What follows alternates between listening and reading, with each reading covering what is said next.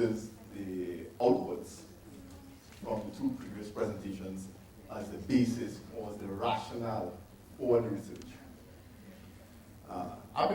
In fact, I was saying to, I think, Pam earlier, I started working on diasporic entrepreneurship 18 years ago. I did some research when I was living in Canada on the diasporic economy. And one of the entrepreneurs I interviewed back then was a guy called Mr. Budas. Anybody ever heard of Mr. Budas? Mr. Budas was named Entrepreneur of the Year in Canada in 1995 or 1996. I remember it really well because when I first moved to Canada to study, I used to consume one of his products entitled Trinidad pepper sauce. Mr. Budas then went on to have a family of products, including a jump-up soup, an ackee dish, and the list went on. You could have found Mr. Budas's products all over the supermarkets in Canada. Not any from the Caribbean, with a few exceptions. So I interviewed Mr. Budas and I asked him, how could somebody who is Greek know about all of this stuff from the Caribbean? And he said to me, his wife is from St. Vincent. And he travels to the Caribbean very often, and all over the Caribbean. And so he's intimately knowledgeable of all Caribbean products, good Caribbean products. And then Mr. Budas turned the tables on me and started asking me, where can I get Julie mangoes? He says, those are the best mangoes in the world. He says, you use Scotch bonnet peppers already, just like Mr. Levi Roots. They are the best peppers in the world. He says, where can I get more chocolate and more cocoa from the Caribbean? Because you have the best cocoa in the world. And he went through the list. I was ashamed at that point in time to be able to tell him that I didn't know where he could source these products. So, what's the moral of the story? The moral of the story is this. There's been this burgeoning marketplace for Caribbean content. Caribbean content that has strong Caribbean aesthetic, strong Caribbean mystique, that's been around from the time I've been researching it. So that's at least 20 years. And we have not yet seized on the opportunities in any significant extent, except with a few exceptions. And I will point to some of these exceptions in my presentation. Like Miguel, the first question I ask the entrepreneurs that I interview is the very same question that he asked. What have you done to innovate recently? Except the response that I get is completely diametrically opposite to the response that Miguel has received. All of the firms that I've interviewed that tap into the diasporic market are engaged in significant innovation and product development. So, let's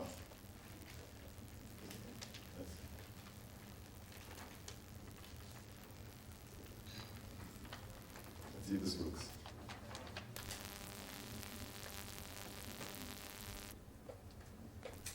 Complete Caribbean has access to do some research on diasporic entrepreneurship.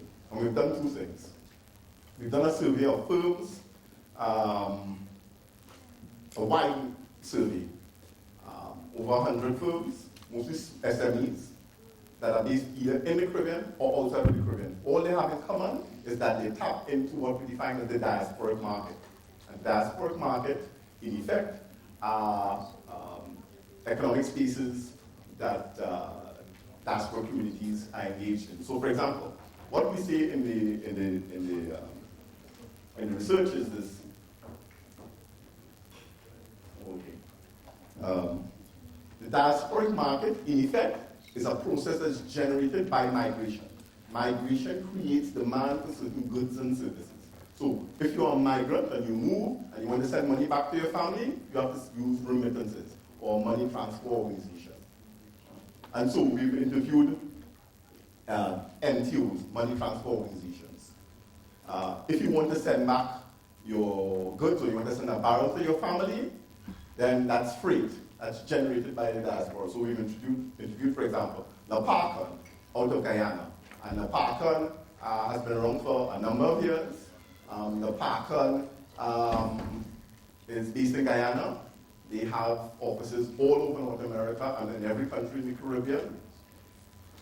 They own planes, ships, you name it. They own the largest department store in Guyana, the second largest remittance company, travel agencies. They run the port operations in Guyana as well. They're the second largest employer in Guyana after the government of Guyana. And their main target market is the diaspora. We interview firms in telecom sector as well. Digicel was one of our key firms that we've interviewed, as well as their subsidiary, Boom. Last year, Digicel, along with Boom, entered into the mobile money market in Haiti and generated $425 million worth of sales with a profit of about $86 million. And they're moving to Jamaica soon and several other countries. And then we looked at creative industries. There's a company based right here in Jamaica called Sportsmax, which has been able to tap into and maximize on, no pun intended here, the sports sector. And so they control a lot of the coverage in and out of the Caribbean in relation to sport. But they've just created a new company called Scene, and they're investing in a capacity to service the tri-state area in New York, as well as to go into Toronto and London to distribute Caribbean content. Sports, as well as news, as well as entertainment products like film in particular.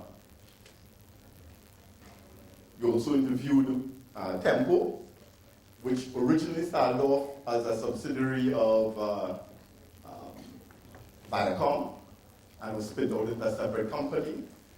They are able to broadcast all over the Caribbean into some music videos, and they are also ramping up their capacity to distribute content throughout the tri-state area as well as into London and Toronto, where you have massive Caribbean diasporic communities. And then from a small country like Suriname, we've interviewed a couple of companies there. There's Telesur. Telesur is largely owned by the government of Suriname. And they have created a new product, which is a dual SIM card. So with that dual SIM card, you can call both the Netherlands and Suriname as a local call. And they've been able to capture just over 1% of the Dutch market for mobile phones. I know you would say that just over 1% seems like a small amount. But none of the other providers have more than 6% of the market, and there are 25 providers in the Dutch market. So this one small company has 1/4 the market size of the largest company in the Netherlands. And then we interviewed Surrey Change Bank,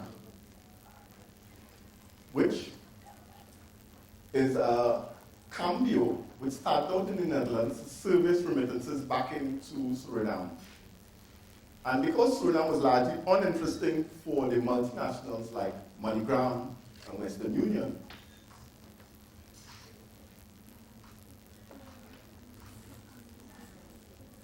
Surrey Change Bank was able to capture 80% of the remittance market going into Suriname. They're one of the few companies in the world that has outcompeted Western Union and MoneyGram in the remittance business. In fact, I can't even identify one company in any other country that has so much a large share of the remittance market relative to Western Union and MoneyGram, because they're dominant almost everywhere. Surichange Bank has now set up a proper bank in Suriname. They're about the fourth or fifth largest bank. And from their operations in the Netherlands, they're now providing remittances services to North Africa. And they've also gone into mobile banking. So they've used the Caribbean diaspora as a basis to build some infrastructure, and they're now providing infrastructure in other locations and in other market spaces.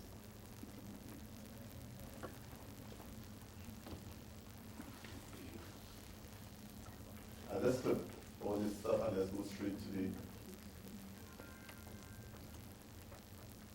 And then there's Jamaica National Trust. It's right here in Jamaica. It's been around for 130 years.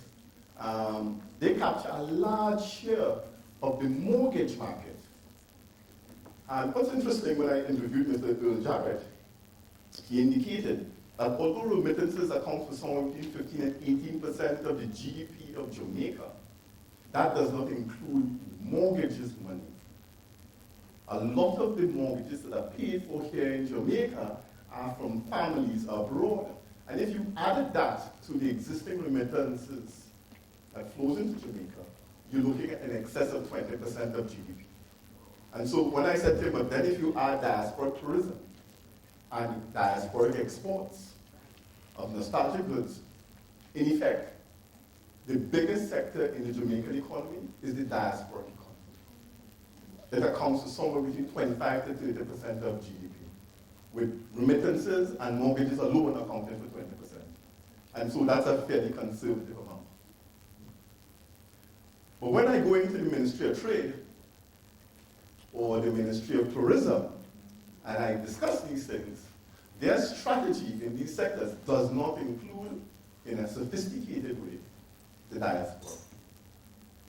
And that's replicated all over the Caribbean, except now every country seems to have a diaspora desk, a diaspora unit, a minister that deals with the diaspora, and so on. But the strategy is a low-grade strategy. It's like an aside rather than a central part.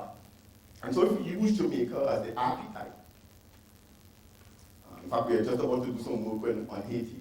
The diasporic economy in Haiti is probably in excess of 30% of GDP.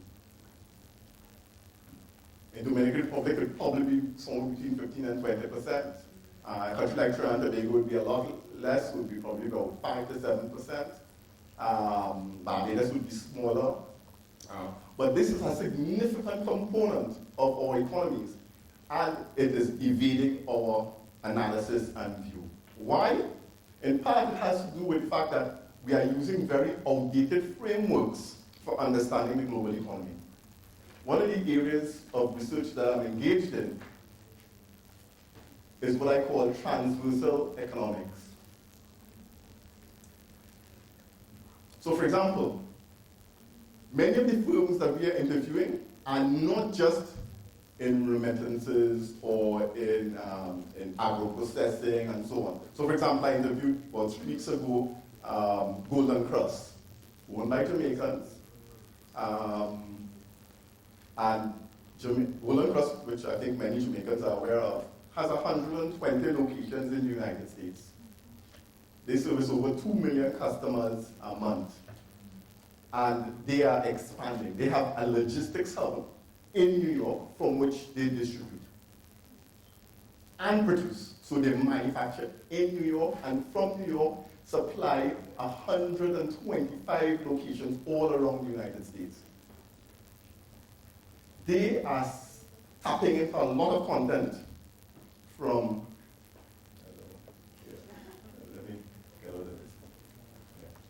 a lot of content from Jamaica. So I think Bigger is one of their suppliers, as well as from Red Stripe Beer to you name it. There is now, through the diasporic economy and the diasporic market, some key opportunities for growth of Caribbean firms. But these firms are not of the same nature and structure as the firms that was described by Miguel. They think global and they act global. And they use the Caribbean market space, both at home and abroad, as a platform for going global, because they recognize that the markets at home are too small.